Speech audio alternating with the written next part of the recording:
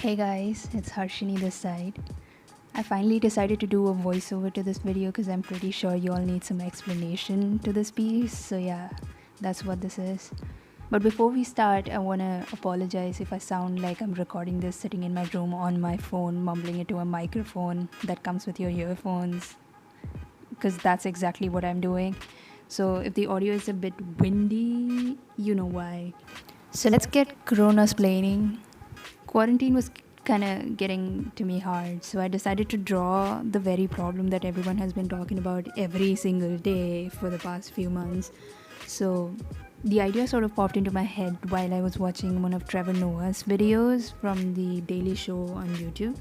He was talking about how difficult it is to have people stay at home and not go outside, and he suggested that it's probably because people can't see the virus, so it's easy for them to live in denial. But had the virus looked like a bunch of zombies or monsters roaming around in the streets, then people would have automatically, you know, stayed inside and wouldn't have the instinct to actually disobey the lockdown, and they would for once understand the need to stay at home. So here I decided I want to paint what I picture Corona as. So when I think of the word Corona, I automatically associate it with the female gender. I don't know, it just sounds feminine to me.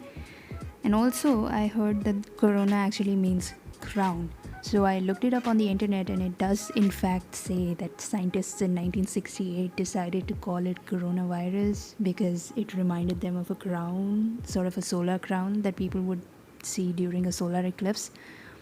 Now, what blew my mind here was the fact that people had found out about this virus way back in 1968. So it's been there in the labs for like 52 years. So it's been a while, huh?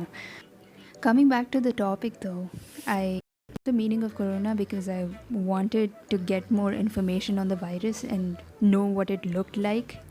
Now I know what you're thinking, I could have just Google imaged it, like duh. I tried that, trust me, but it wasn't much of a help because everything just looked like a virus straight out of your biology textbook. So I figured there would be some explanation to why it was called Corona, so that kind of gave me a head start on my character building. So at this point, I had like three things to work with: female, crown, and solar eclipse. This sort of gave me a pretty good idea on what I wanted my character to be and what I wanted it to look like.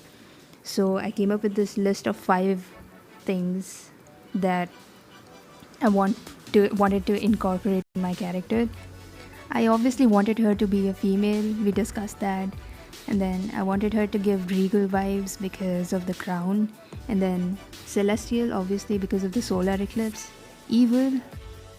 And I sort of wanted to add a supernatural twist to it because a girl in space with no spacesuit or even an oxygen tank was already making things look super fishy. And definitely she can't pass as a human, and especially with those fishy green light bulbs hovering over her palms.